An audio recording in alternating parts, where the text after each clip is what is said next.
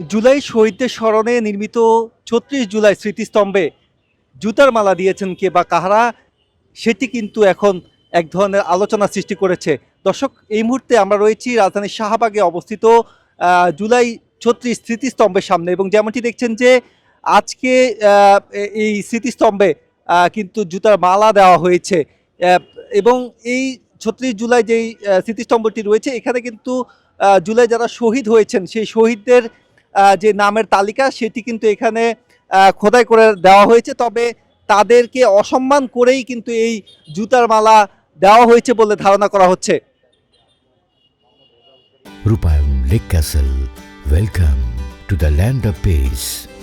একটা নিন্দনীয় বিষয়, এবং জুলাইয়ের চেতনাকে যারা আমরা মনে প্রাণে ধারণ করি, লালন করি, তো এটা আমাদের যেটা ধারণা যে বিগত ফ্যাসিস্ট সরকারের অঙ্গ সংগঠন বা এই ধরনের কোনো কুচক্রী মহল, তারা এটাকে বিতর্কিত করার জন্য যখন সকল মুসলমানরা আজকে পবিত্র জুমার নামাজে আমরা ছিলাম, তো আমরা এখনো শিওর না এটা কখন করা হয়েছে, কিন্তু আপনাদের মাধ্যমে আমরা আসলাম, দেখলাম। তো কখন করা হয়েছে আমরা এগুলো সিসিটিভি ফুটেজ আছে এবং স্থানীয় সাক্ষী আছে, আমরা যাচাই বাছাই করে আইনগত শক্ত পদক্ষেপ গ্রহণ করব। অনেকে মনে করছে এটা নিষিদ্ধ আওয়ামী লীগের কোনো কার্যক্রম হতে পারে, যেহেতু আজকে সংসদ ভবন এলাকায় তারা মিছিলের প্রস্তুতি নিচ্ছে। এখন এটা আশঙ্কার কথা, তারপরে এটা হওয়ারও সম্ভাবনা আমি উড়িয়ে দিচ্ছি না।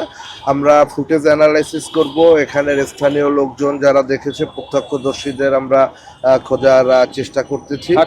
আমরা সাক্ষ্য প্রমাণের আলোকে এবং ভিডিও ফুটেজ বিশ্লেষণ করে আমরা আইনগত ব্যবস্থা নেব। এখানে তো সিসি ক্যামেরাও লাগানো আছে। আমরা এগুলো বিশ্লেষণ করব, সবকিছু পর্যালোচনা করেই ঊর্ধ্বতন অফিসাররা আইনগত ব্যবস্থা গ্রহণ করবে ইনশাআল্লাহ। এগুলো এখন কি আপনারা অপসারণ করেছেন? অপসারণ করেছি, অলরেডি অপসারণ আপনারা দেখেছেন, আপনাদের সামনেই আমরা এগুলো অপসারণ করেছি।